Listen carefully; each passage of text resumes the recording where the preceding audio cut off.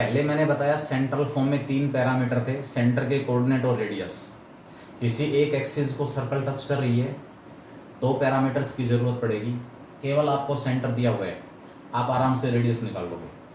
अगर सर्कल दोनों एक्सिस को टच कर रही है, आपको केवल रेडियस की ज़रूरत है। लेकिन यहाँ रेडियस अज्यूम करना पहले। रेडियस ए है, फर्स्ट क्वाड्रेंट में है तो सेंटर ए, सेकंड में है तो माइनस ए और ए, थर्ड में है तो माइनस ए, और फोर्थ में है तो ए और माइनस ए। सभी केसेस में सर्कल की इक्वेशन निकल जाएगी यहाँ x minus a whole square plus y minus a whole square equal to a square. इस केस में x plus a whole square, x minus minus a, y minus a square equal to a square. इसी प्रकार इन दो cases. तो ये आपके पास था central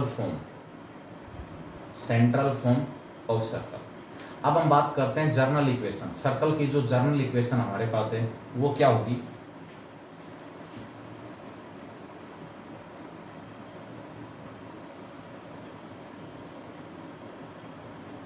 general equation of circle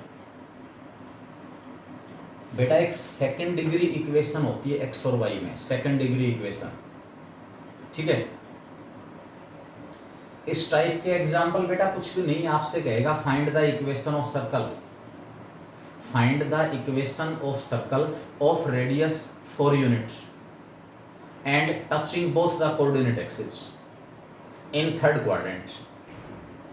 A की जगह आपसे रेडियस 4 दे दिया, थर्ड क्वाड्रेंट में है सर्कल, दोनों कोऑर्डिनेट एक्सिस को टच कर रही है, रेडियस 4 है, इसका मतलब आपके पास ये भी 4 और ये भी 4।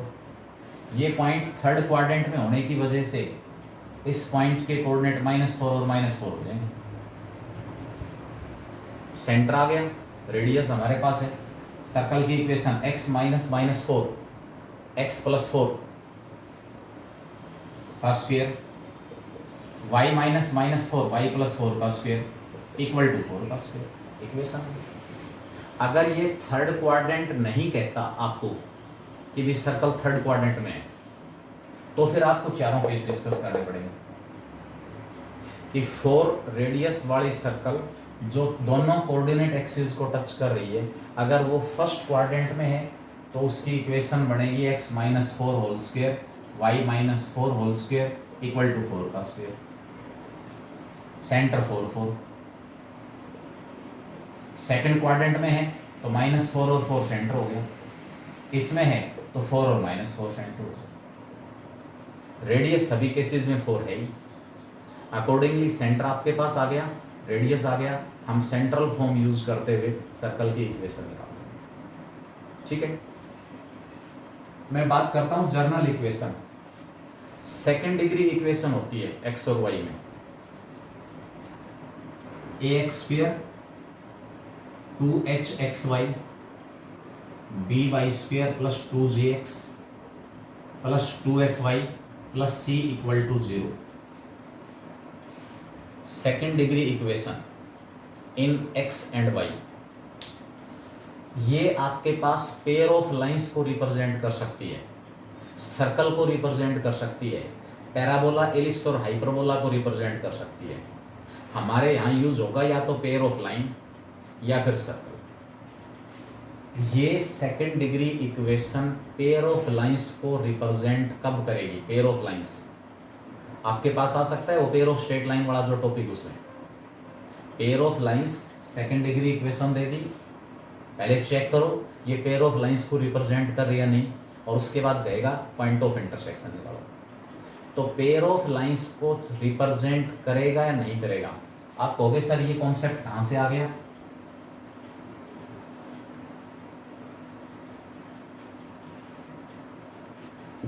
आपने स्ट्रेट लाइन की इक्वेशन पढ़ी है, a1x plus b1y plus c1 equal to 0, a2x plus b2y plus c2 equal to 0।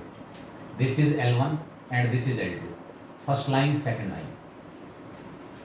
जो कंबाइंड इक्वेशन आएगा ना, combined equation L1 L2 equal to 0, ये आपके पास कंबाइंड इक्वेशन हो जाएगी इन दोनों लाइनों। क्या होगी वो? a1x plus b1y plus c1 into a2x plus b2y plus c2 equal to 0। दोनों की लेफ्ट हैंड साइड आपस में मल्टीप्लाई होगी। जब आप इनको मल्टीप्लाई करोगे, ये a1x तीनों से मल्टीप्लाई होगा, b1y तीनों से मल्टीप्लाई, c1 तीनों से मल्टीप्लाई, तो आपके पास इस टाइप की एक इक्वेशन आ जाएगी। यानी कि पेयर ऑफ लाइंस जो हैं उनकी कंबाइंड इक्वेशन जो वो आपके पास इस टाइप में। तो पेयर ऑफ लाइंस आपको अलग अलग दिए हुए हैं, उनकी कंबाइंड इक्वेशन, सबसे पहला क्वेश्चन अराइज होता है यहाँ पर। सबसे पहला क्वेश्चन, पेयर ऑफ लाइंस का जो कंबाइंड फॉर्म है, कंबाइंड इक्वेशन है, वो हर हालत में श्योरिटी है इस फॉर्म में मिलेगा। लेकिन क्या इस फॉर्म की हर इक्वेशन पेयर ऑफ लाइंस को रिप्रेजेंट करेगी, वो श्योरिटी नहीं है। अगर किसी बच्चे को ये डाउट है कि सर ये इस फॉर्म में कैसे जाएगा, आप मल्टीप्लाई करो a1 a2 x square, a1 b2 xy, a1 c2 x plus b1 a2 yx, b1 b2 y square, b1 c2 y plus c1 a2 x, c1 b2 y और c1 c2 equal to 0। जो x square का coefficient उसको मैंने a कह दिया, y square का जो coefficient उसको मैंने b कह दिया, x इंटू वाई वाली टर्म इकट्ठी कर ली, x वाली टर्म इकट्ठी हो गई ये, और y वाली टर्म इकट्ठी हो गई। सेपरेट करूंगा तो a1 a2 x square plus b1 b2 y square, इन दोनों में से xy कॉमन निकाला, अंदर बचेगा a1 b2 plus b1 a2, इसमें से और इसमें से x कॉमन निकाला, a1 c2 plus a2 c1, y वाली टर्म एक तो ये है और एक y वाली टर्म ये है, दोनों में से y कॉमन निकाला, b1 c2 plus b2 c1 और प्लस में आ जाएगा c1 c2। इसको मैंने a कह दिया, इसको मैंने b कह दिया, इसको मैंने 2h कह दिया, इसको मैंने 2g कह दिया, इसको मैंने 2f कह दिया, और ये सारा c हो गया।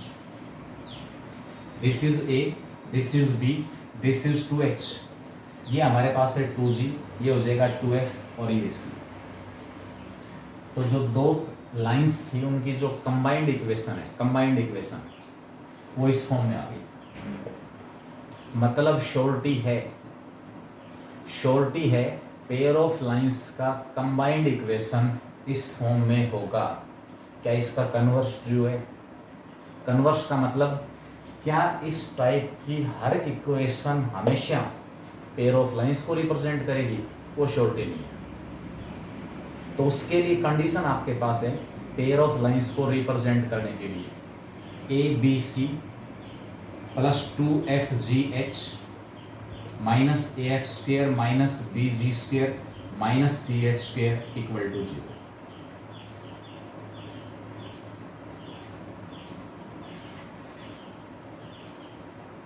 ठीक है, ये आपके पास इसमें केस दिया हुआ है ABC plus 2fgh minus AF square minus BG square minus CH square equal to 0। अगर ये 0 हुआ तो ये जो आपके पास सेकंड डिग्री इक्वेशन है वो पेयर ऑफ लाइंस को रिप्रेजेंट करेगी। पेयर ऑफ लाइंस को, पेयर ऑफ लाइंस को रिप्रेजेंट करेगी। एक मान लो इनमें कहीं कोई आर्बिट्रेरी दे देगा, बाकी सब की वैल्यू दे दी, x square plus 2xy plus lambda y square plus का 2x plus 4y plus 3 equal to 0। Find the value of lambda for which this second degree equation represents pair of lines. अब second degree equation pair of lines को represent कर रही है, इसका मतलब ये जो फैक्टर है, ये कंडीशन आपको याद रखनी पड़ेगी।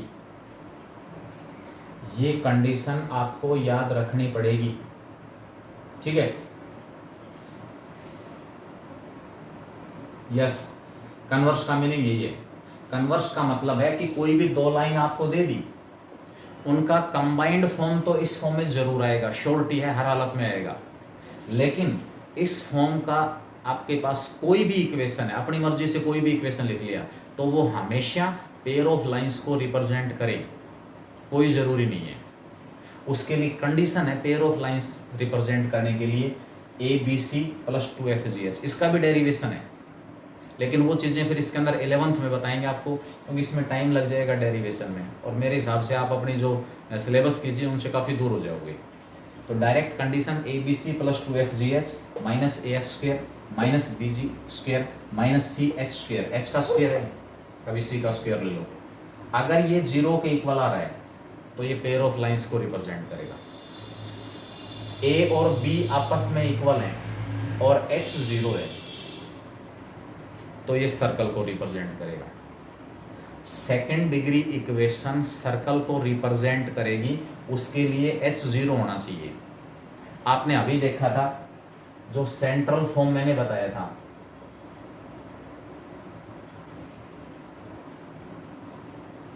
इसमें कहीं पर भी x × y वाली टर्म नहीं है, कहीं पर भी x × y वाली टर्म मौजूद नहीं है।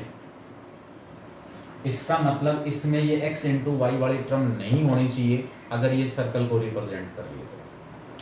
इसका मतलब x × y वाली टर्म हटाने का मतलब है H 0, x का स्क्वायर + y का स्क्वायर, दोनों का कोफिशिएंट सेम है।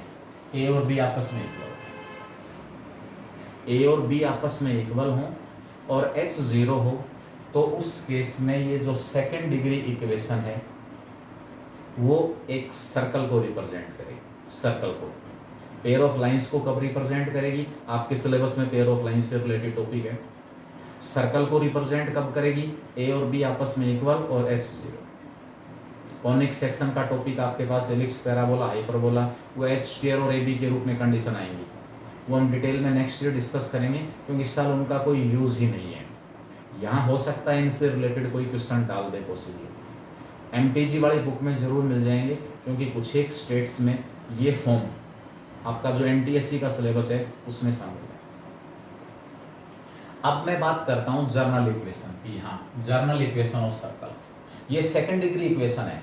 सेकेंड डिग्री इक्वेशन सर्कल को रिप्रेजेंट कर रहा है जब H 0 और A और B आपस में इक्वल।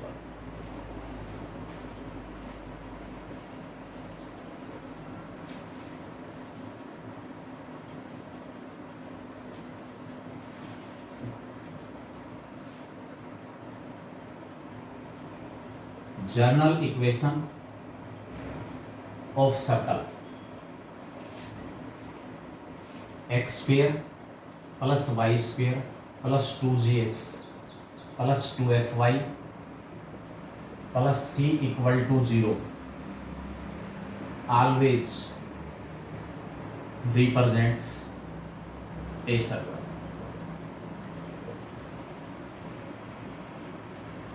x × y वाली टर्म खत्म है, H 0 हो गया, x² और y² का कोफिशिएंट सेम है, यही कंडीशन मैंने बताई थी।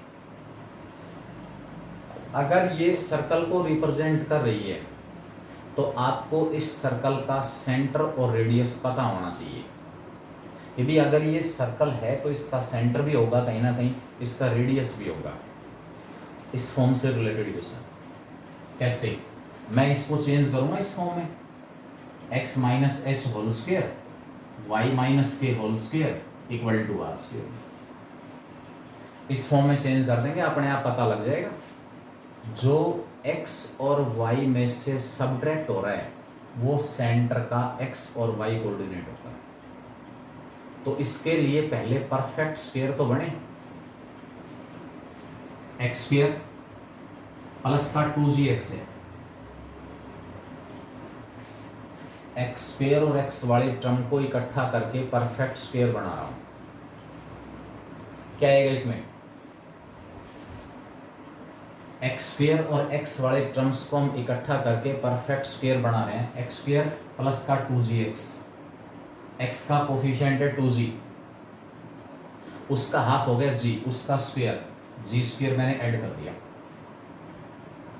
प्लस y² 2FY, y का कोफिशिएंट है 2f, उसका हाफ f, उसका स्क्वायर ऐड कर दिया,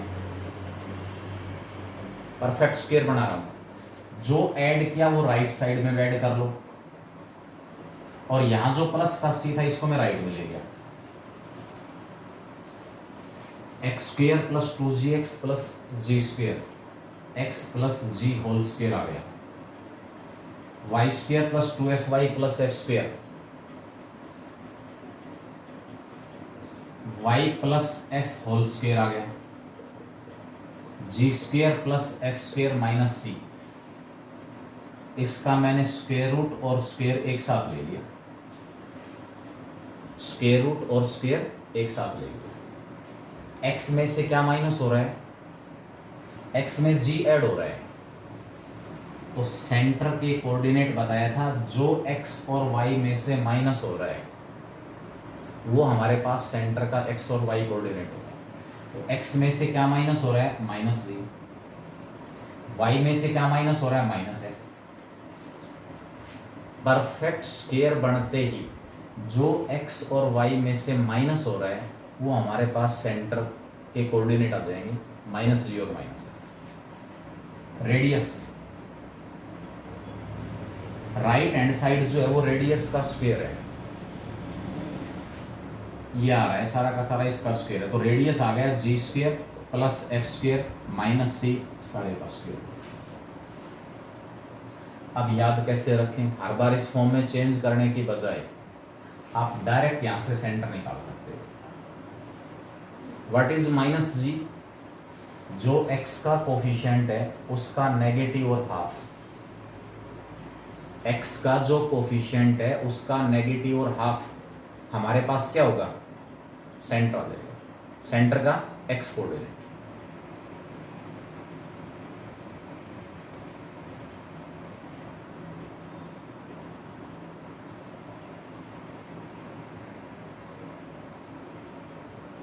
जो आपके पास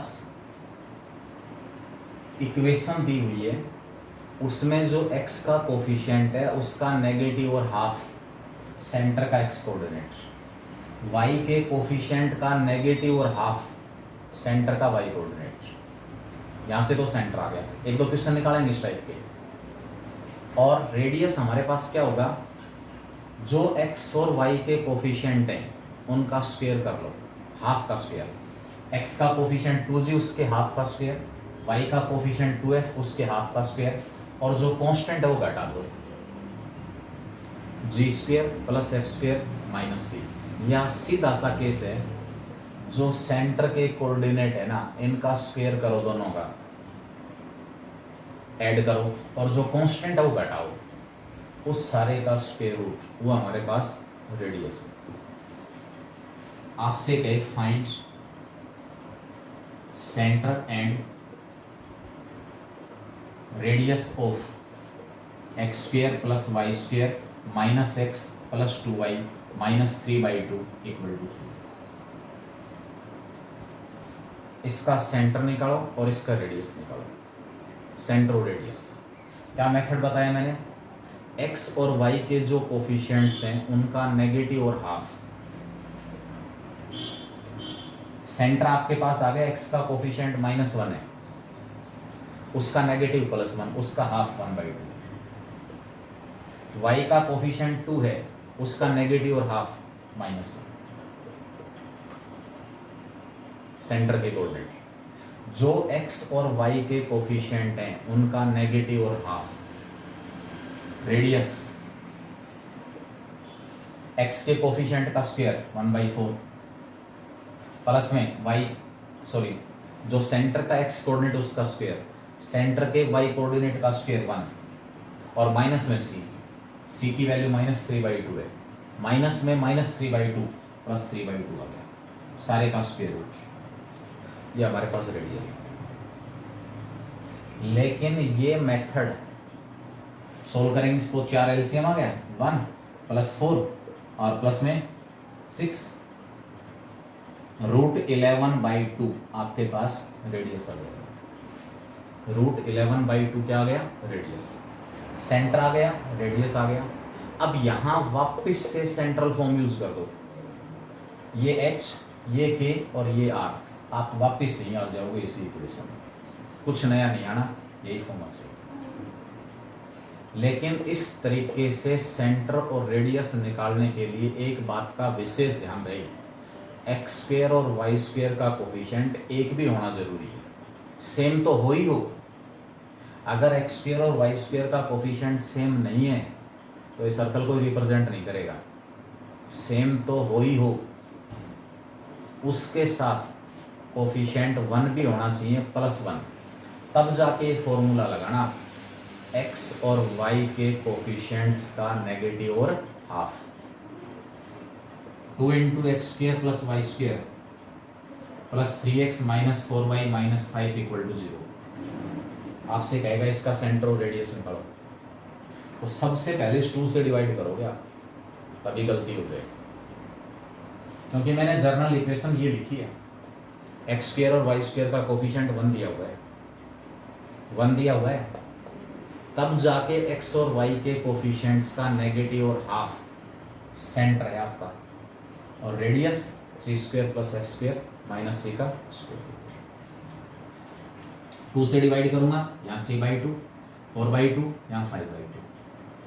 अब आप बताओगे सेंटर, x का कोफिशिएंट 3/2, उसका नेगेटिव और हाफ -3/4,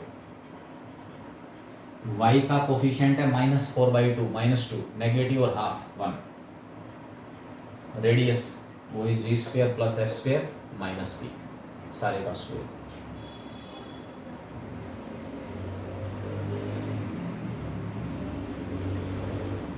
देखें इसके अंदर आगे हमारा जो केस है, इसमें depending upon the value of g² + f² - c, depending on the value of g² + f² - c, circle is of 3 types, real circle, point circle और imaginary circle.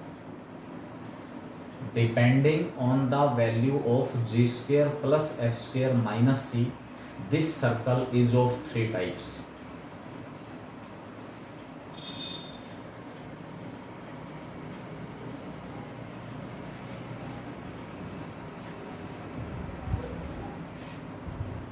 Types of circle.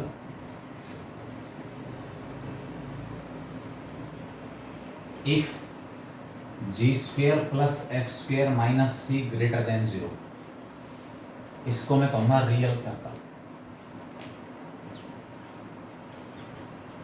Real circle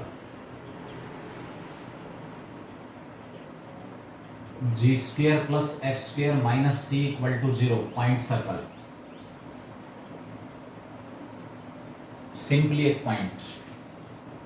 point circle का मतलब क्या है? Simply एक point, कोई radius नहीं होगी, radius 0 आ जाएगा। And if g² + f² - c less than 0, imaginary circle.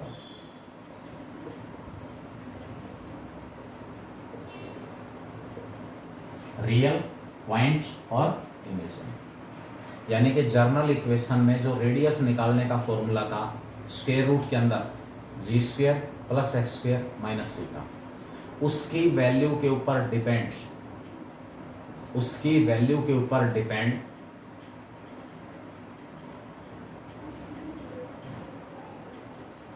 बेटा सभी के ऊपर डिपेंड करेगा, अकेला c नहीं, अकेला c नहीं, g² + f² - c, सारे की वैल्यू, क्योंकि वो सारा रेडियस से डिसाइड हो रहा है। रेडियस हमारे पास था √(g² + f² - c। अगर स्क्वायर रूट के अंदर वाली टर्म पॉजिटिव, आपको पता है रियल नंबर होता है, = 0 है तो 0, रेडियस 0 का मतलब है सिंपल एक पॉइंट, सिंपल एक पॉइंट। और अगर ये नेगेटिव है तो नेगेटिव का स्क्वायर रूट। इमेजिनरी होता है, इमेजिनरी तो कोई नंबर ही नहीं है, जस्ट अंदाजा लगाया हुआ है। स्क्वायर रूट हमेशा पॉजिटिव, भाई स्क्वायर रूट हमेशा पॉजिटिव आएगा, लेकिन मैं स्क्वायर रूट के अंदर वाली टर्म की बात कर रहा हूँ, स्क्वायर रूट के साथ जो वैल्यू आ रही उसकी बात नहीं कर रहा। स्क्वायर रूट के अंदर जो जर्नल फॉर्म के अंदर मैंने रेडियस बताया, square root of g square plus f square minus c. अब ये वैल्यू रियल तो आए, रियल कब होगी? जब रूट के अंदर वाली टर्म पॉजिटिव है। तो अगर रूट के अंदर वाली टर्म पॉजिटिव है तो उस केस में रियल सर्कल, एक्चुअल में सर्कल ड्रा कर पाएंगे। अगर g square plus f square minus c zero, केवल एक पॉइंट होगा बस, एक्स वाई प्लेन के अंदर एक पॉइंट को रिप्रेजेंट करेगा। और अगर ये नेगेटिव तो हम अंदाज़ा लगा सकते हैं, इमेजिन कर सकते हैं, लेकिन एक्चुअल में कोई सर्कल हमें वो नहीं देगा। इसके बाद आपके पास इसमें केस आता है जर्नल फॉर्म के बाद, पॉइंट आपको दिया हुआ है, position of a point, position of a point with respect to a circle. कोई भी पॉइंट है वो सर्कल के इंटीरियर में प्रेजेंट है,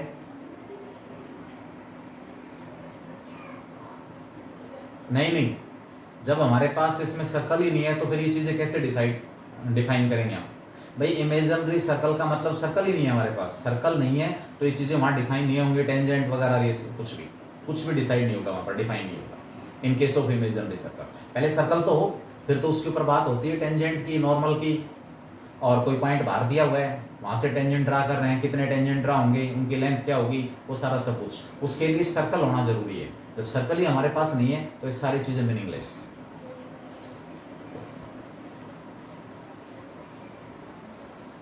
position of a point and position of a line with respect to a circle.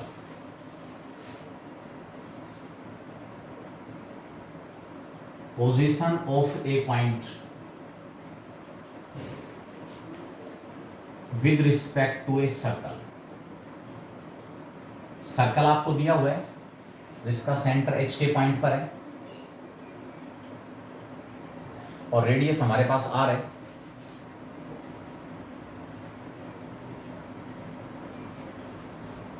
आपसे कह रहा है कोई पॉइंट दिया हुआ है x1 y1, इस पॉइंट की लोकेशन बताओ।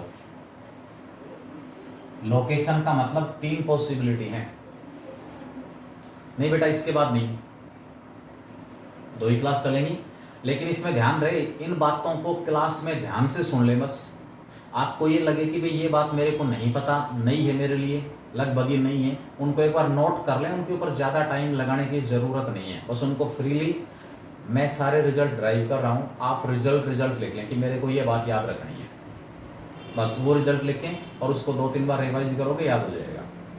मेन जो आपके क्वेश्चंस भेजे हुए हैं उन क्वेश्चंस के ऊपर काम करेंगे। मेरा इसमें मेन ये था कि भी आप एमटीजी की बुक में से क्वेश्चन निकालो तो वहाँ एक भी क्वेश्चन ऐसा ना लगे आपको जिसमें कोई भी कॉन्सेप्ट यूज हो रहा है वो आपको बताना हो। इस पॉइंट की पोजीशन बताओ। ये जो पॉइंट है वो सर्कल के अंदर है, पोजीशन का मतलब सर्कल के बाहर है या ऑन द सर्कमफ्रेंस। तो इस केस में हमें क्या करना होगा, मैं इस पॉइंट P की C से डिस्टेंस निकालूंगा, PC डिस्टेंस। अगर ये PC डिस्टेंस रेडियस से ज़्यादा आ जाता है, रेडियस से ज़्यादा आ जाता है, तो उस केस में हम कहेंगे then P lies outside the circle. P जो पॉइंट हो सर्कल के बाहर होगा। सर्कल आपको दे रखा है, चाहे जर्नल फॉर्म हो या सेंट्रल फॉर्म हो, कोई भी फॉर्म हो, जब सर्कल दिया वो उसका सेंटर निकल जाएगा, उसका रेडियस निकल जाएगा। दिए हुए पॉइंट से सेंटर के डिस्टेंस निकालना है डिस्टेंस फॉर्मूले से। अगर ये डिस्टेंस रेडियस से ज़्यादा आती है तो पॉइंट P सर्कल के बाहर होगा। अगर ये डिस्टेंस PC रेडियस के इक्वल आती है then this point P lies on the circle, circle के सर्कमफ्रेंस के ऊपर होगा। और अगर डिस्टेंस PC रेडियस से कम आती है तो उस केस में जो पॉइंट हमारे पास है वो इनसाइड द सर्कल, सर्कल के इंटीरियर में। एक और इसकी शॉर्ट ट्रिक, उसका भी प्रूफ है, वो कैसे आता है। अगर आपको जर्नल इक्वेशन दे रखी है x² + y² माइनस का 3x + 5y - 2 = 0 और आपसे पूछ ले कि आप ये बताओ कि पॉइंट 3 और -2 जो है उसकी पोजीशन बताओ 3 और -2 की। जो पॉइंट 3 और -2 है इसकी पोजीशन बताएं। तो आपको यहाँ पर सेंटर निकालना पड़ेगा, रेडियस निकालना पड़ेगा, सेंटर निकालना पड़ेगा, रेडियस निकालना पड़ेगा। उसके बाद सेंटर की इस पॉइंट से डिस्टेंस निकालनी पड़ेगी, फिर कंपैरिजन लेना पड़ेगा, फिर कंपैरिजन लेना पड़ेगा।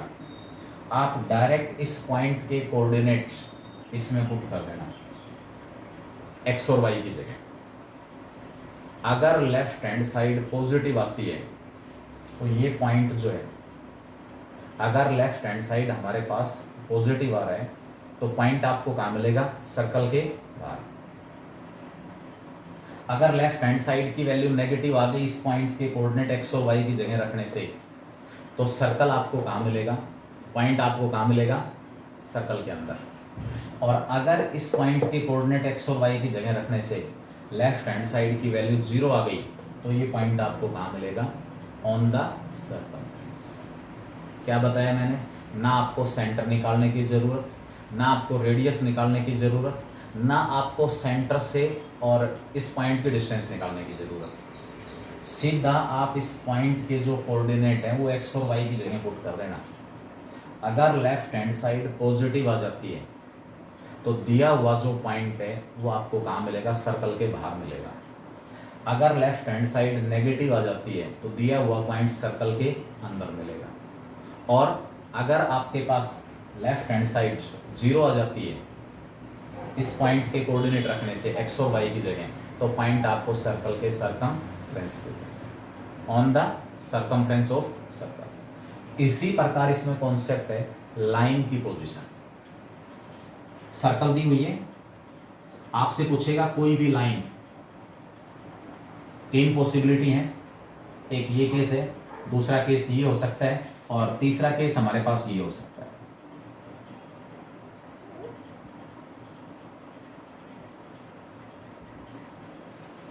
ये लाइन क्या कर रही है, ना टच कर रही ना इंटरसेक्ट कर रही। ये लाइन सर्कल को इंटरसेक्ट कर रही है और ये लाइन सर्कल को टच कर रही है। सर्कल के सेंटर से आप लाइन की परपेंडिकुलर डिस्टेंस निकालोगे C और ये M। अगर सर्कल के सेंटर से लाइन की परपेंडिकुलर डिस्टेंस रेडियस से ज़्यादा है तो ये लाइन ना तो सर्कल को टच करेगी ना इंटरसेक्ट करेगी। अगर C और M डिस्टेंस सर्कल के सेंटर से लाइन के ऊपर जो परपेंडिकुलर ड्रा कर रहे हैं CM डिस्टेंस, वो रेडियस से कम है तो हमारे पास लाइन जो है वो सर्कल को इंटरसेक्ट करेगी 2 डिफरेंट पॉइंट्स के ऊपर। और लास्ट ऑप्शन है कि अगर सेंटर से लाइन की परपेंडिकुलर डिस्टेंस रेडियस के इक्वल है, सेंटर से लाइन की परपेंडिकुलर डिस्टेंस रेडियस के इक्वल है तो उस केस में जो लाइन होगी वो सर्कल को टच करेगी। लाइन सर्कल को क्या करेगी, टच करेगी। तो relative position of a point with respect to a circle, point circle के अंदर, बाहर या सरकमफ्रेंस के ऊपर। Position of a line with respect to a circle, line touch कर रही है, इंटरसेक्ट कर रही है या ना टच कर रही और ना इंटरसेक्ट कर रही। तो 2 केस आपके पास है। सेंटर से लाइन की परपेंडिकुलर डिस्टेंस आपको निकालनी पड़ेगी। आप कहोगे डिस्टेंस कैसे निकालें, 2 पॉइंट्स के बीच की डिस्टेंस निकालने का तो फॉर्मूला है हमारे पास। अब इस सेंटर की लाइन से डिस्टेंस कैसे निकालूं, फॉर्मूला है। अभी अगले 1-2 दिन में 11th में चलेगा वो टॉपिक। मैं 11th के स्ट्रेट लाइन के कुछ वीडियोज़ हैं वो आप लोगों से शेयर कर दूंगा लोगों के पास, वो देख लेना उनके रिजल्ट विशेष रूप से। लाइन की इक्वेशन दी हुई है ax + by + c = 0। अगर इस लाइन की डिस्टेंस आप पॉइंट x1 y1 से निकालना चाह रहे हैं, perpendicular distance of point x1 y1 from the line, given line की इक्वेशन में x और y को रिप्लेस कर दो पॉइंट के कोऑर्डिनेट से, ax1 + by1 प्लस सी इसका मॉडुलस